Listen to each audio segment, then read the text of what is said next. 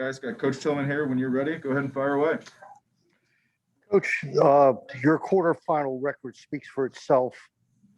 Going into this Notre Dame game, and maybe one of the toughest games, quarterfinal you've gone into mentally, because you knew you were playing a real championship caliber team. What's your preparation for these games? Because now winning the quarterfinal, you're going nowhere. That's what gets you to the dance.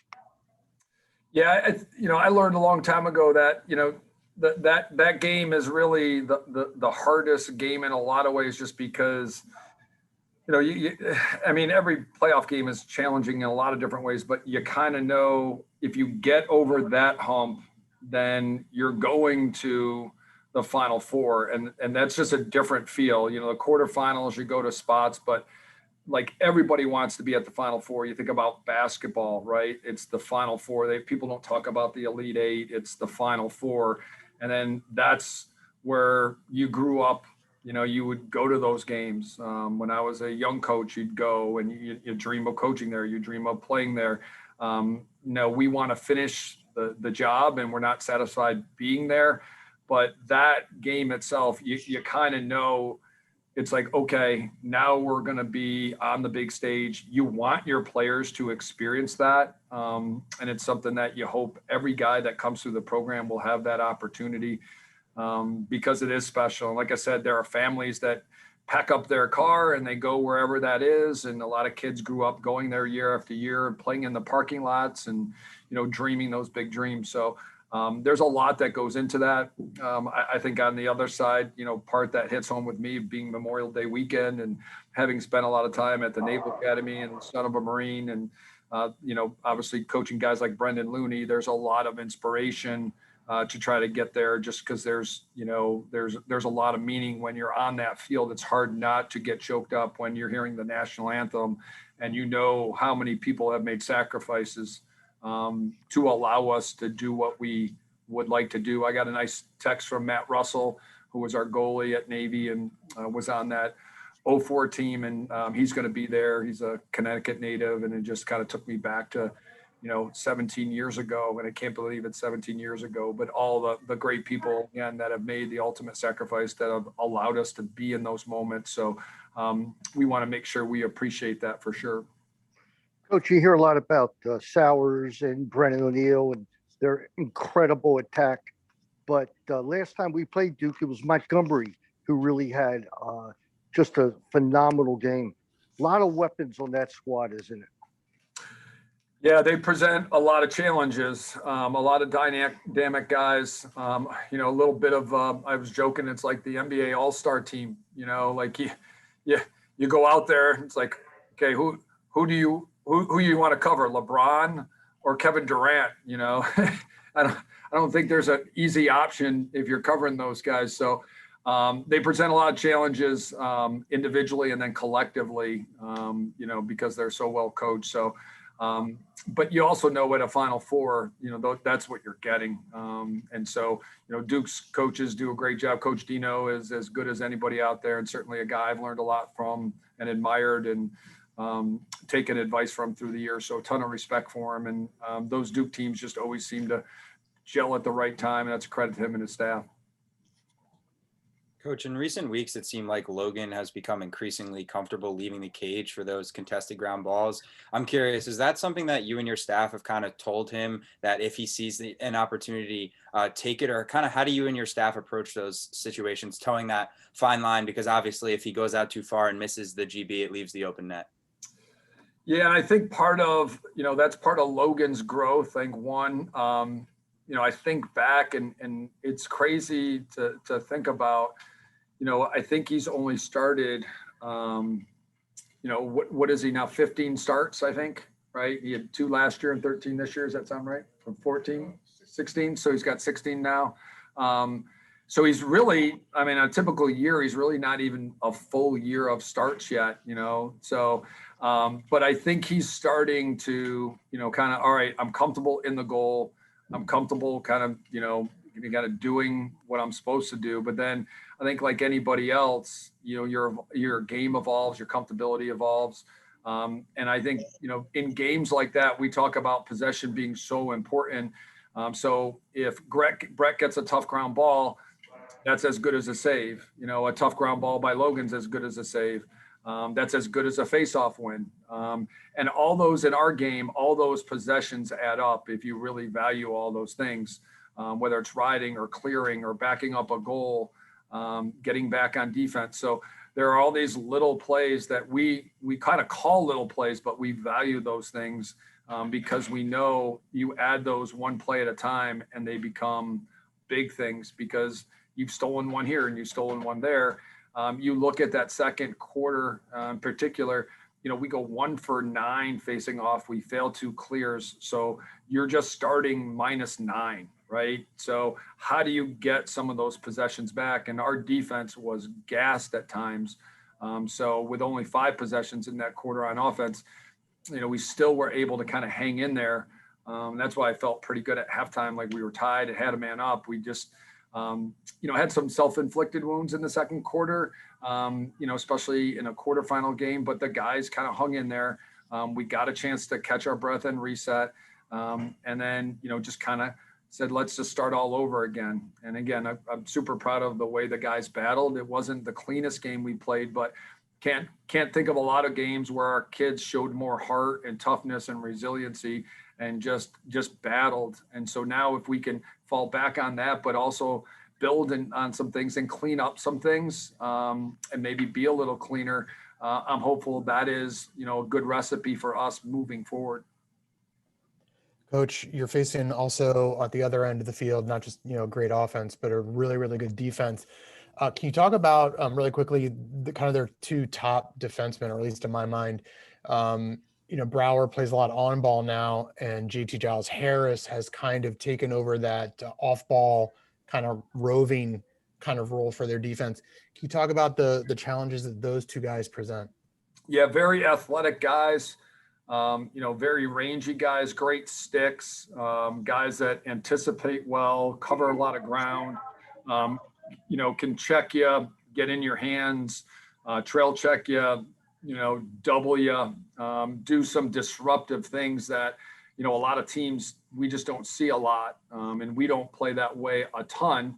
We give our kids, just like Logan going out of the goal and maybe, stealing a ground ball.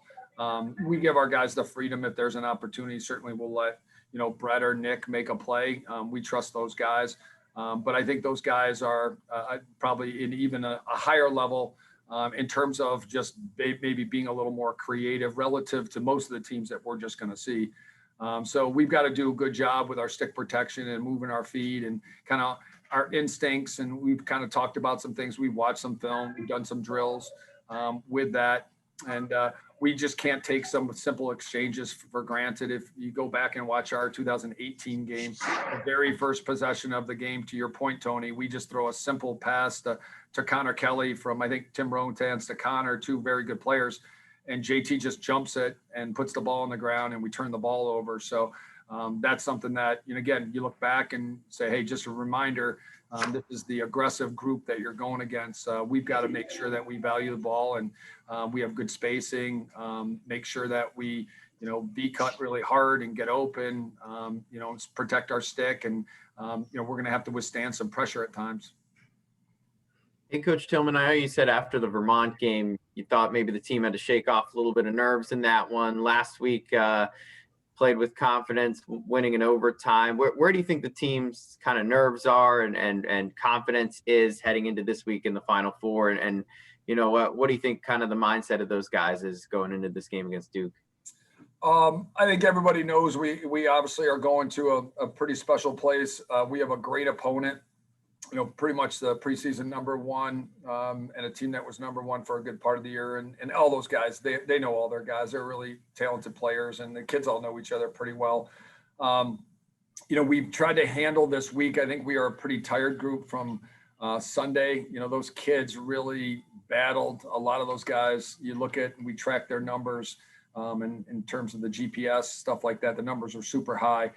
So we, knew there was a lot of fatigue. So we've tried to balance preparation, but also recovery, knowing that we have a short week, relative to the teams that played on Saturday. They had an extra day, and then we had to travel back. So We've tried to make sure that we were careful with that. And then I think, kind of getting a read on the guys today was pretty warm. We went earlier today, but it was still warm. We wanted to get in and look like there were going to be some thunderstorms rolling in. So we just made sure we got in today. We wanted to get on grass because I don't think Keith Stead told me we had not been on grass since 2017. And it looks like it may rain up there. So we just wanted to get the grass feel, whether it was ground balls or footwork and things like that. I think trying to make sure we're finding that sweet spot. I really felt like at points of time during the game on Sunday, we just got a little too amped up. There were times where we just, I thought like Roman's just a huge guy for us. He's a very valuable guy. And he's an aggressive guy. And at times I think just some of that aggressive nature maybe got the best of him and a couple of the other guys. And then they got back to, kind of fundamental stuff. But I think part of it was they were really excited. They were competing hard. They were really trying to just work hard for their teammates. So trying to make sure that we're playing hard, we're playing smart, we're disciplined. We don't overextend ourselves. But we also want to make sure that they're focused and ready because if we come out flat now, you run the risk of digging yourself a hole. And that's exactly what happened in 2018. Hey, Coach, I was just going to ask about Coach Benson. It seems like he said in the past that his goal coming in was just to keep this thing rolling. You guys already had a great offense. How much was just that awareness helpful and to get you guys where you are now with him maybe not trying to overall or do too much? It seems like it could go poorly if you bring a guy in that close to the season. Yeah, it's funny. I was just thinking about that earlier today. I really was, just again, I do a lot of in between, practice and things like that. Like our seniors got their senior picture with our academic advisor today in front of Testudo. So it kind of makes you reflect on some things and you realize that whether it's, Saturday or Monday, we're running out of time here. And you're like, oh my God, like, this thing's going to be over soon. And you think about the journey that you've been on and you're so thankful for the group that we've been able to be on this journey with. I would echo Brett, like this team, I love this team to death. I don't think there's a team I haven't loved. Since I've been here, we have such a good group, but there's something about this group in terms of their connectivity. Maybe it's, I think obviously it's part of that is their character, but part of that is maybe the environment they've been in. I think the respect they have for each other and the sacrifices they made has even made them closer together. And I think this situation could have created splinters with guys like doing their own thing and then creating some animosity. I think so many guys have bought in and made sacrifices. There's a lot of like, wow, I can't believe what you've done or what you've sacrificed. And they just want to help and support each other. So I think thinking back about it, I'd forgotten, like, Coach Benson got here like 3 weeks before the season. And that was just something that we made it work. You're 3 weeks before the season and now you're changing coaches. And these guys made it look seamless. Our players did such a good job. But it's not easy to do. You take a guy like Coach Reppert, who has been here for a while, and you bring a brand new guy in, and, like there's usually some growing pains, and there just really wasn't. And that's a credit to our guys, just to be able to pivot and welcome Coach Benson. And then Coach Benson doing such a good job of just coming in and looking and listening and communicating and just trying to make sure that, the things that you got to kind of lay of the land and then started going, hey, how do you think you guys would feel about this? What about this? Are you comfortable with this? So there's a lot of collaboration. So I think the guys learned instantly, like, this is a team thing. This is something you're going to have some ownership. You're going to have some say. You can kind of communicate what you feel comfortable with, and we will listen, and we value that. And I think most guys will appreciate that because we do have a great group down there. Most of those guys are flexible enough parts where they can play almost anywhere on the field. And a lot of them are as good at passing as they are at shooting. They're all willing to kind of make the extra pass. But even on top of that, you look at last weekend, like we had some guys go down and cramp and Alex went down, and then Bubba and Kyle Long are stepping up and taking defensive shifts just to help the team. And to me, that is just so reflective of this group. And again, I think Coach Benson kind of did the same. He was like, listen, I have some ideas, but it's not about me. It's really about you guys maximizing what you have. And as we've gone along, he's just added little wrinkles and some nuances and things like that. And he's got just a great feel for like when to do it and throwing those ideas in. And he didn't rock the boat. And again, we felt like we had a good group offensively last year before things got shut down. And with almost everybody back and a couple new parts, we felt like we could do even better. And with Bobby's ideas and his mind, I just thought, what a great opportunity. And I'm super thankful that he's here. Hey, Coach, you've mentioned the value of experiencing certain game situations throughout the season. You guys go through your first overtime game in the quarterfinals. Didn't necessarily have a defensive possession in that overtime, but Duke's been in plenty of overtimes themselves. How during the week can you prepare for such a fearless and clutch scorer like Duke's Joe Robertson? Yeah, geez, it's one of the things we talked about was, that it is what it is. Like you do it over and over again, it gets your attention. So there are certain guys that seem to shy away from the big moment, and he certainly seems to be a guy that relishes the big moment. And not every athlete is wired that way. So kudos to him for that. So I think for us, we try to put our guys in some of those situations during practice, during the week, simulating that, short time situations. You're down a couple goals with 2 minutes left, and you have to, kind of play that out in practice. Same thing on the other side, whether you're up or down, you're even. You like to at least give your guys some experience. But there is nothing like the game itself. And to your point, with them getting the last possession, that was basically overtime, right? We had to get a stop with 40 seconds left. If they score late in the game, pretty much if they're going to milk it down to 20, there might not be much left on the clock after the faceoff. So for us, that was a little bit of, hey, we need to stop if we're going to have a chance to move forward. So I thought that was great. And then with the overtime stuff, I really feel like those Hopkins games helped us huge. Being down late, having to come back at Homewood, being down a lot of that game in the Big Ten. Again, I just felt like those are really good scenarios, and our kids showed so much resiliency.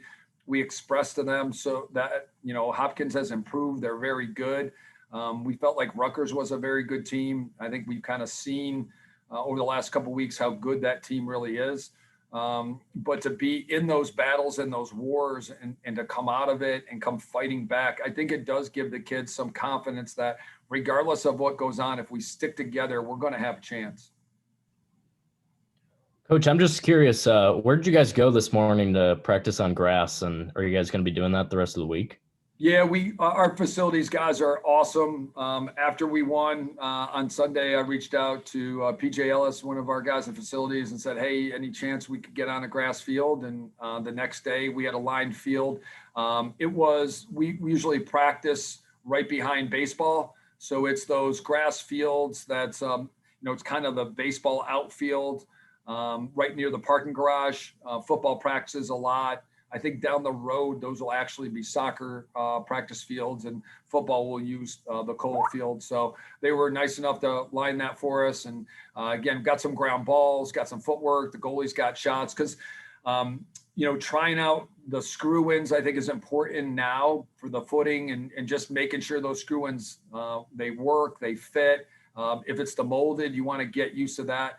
The last thing, that you want to have happen, and I've been doing this a while, is you get up there and you haven't tried either pair of shoes out on, and then they don't fit, they're tight, you're uncomfortable, you get blisters. So to me, those are all like, it seems simplistic, but that's your preparation. And it looks like it might rain.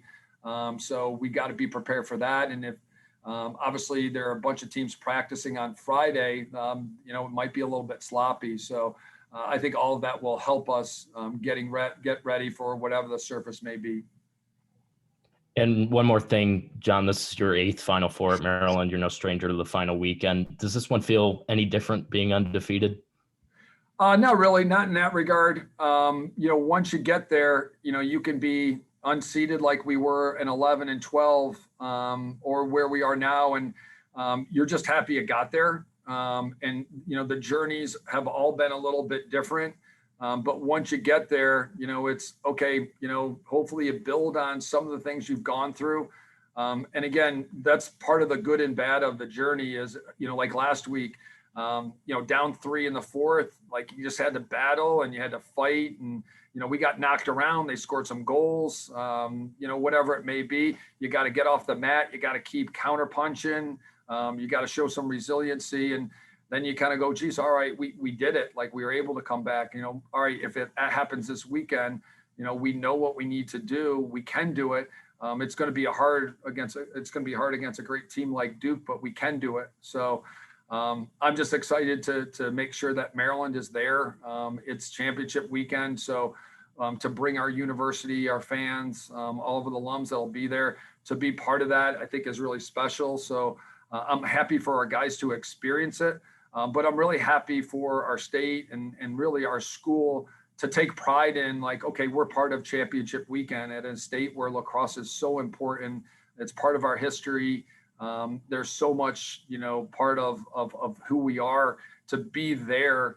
I think it is really important. Again, it's a new generation of kids that'll be there and they'll see Maryland and, who knows, maybe, 15 years later or 10 years later, whoever it may be, like, maybe they're thinking about Maryland.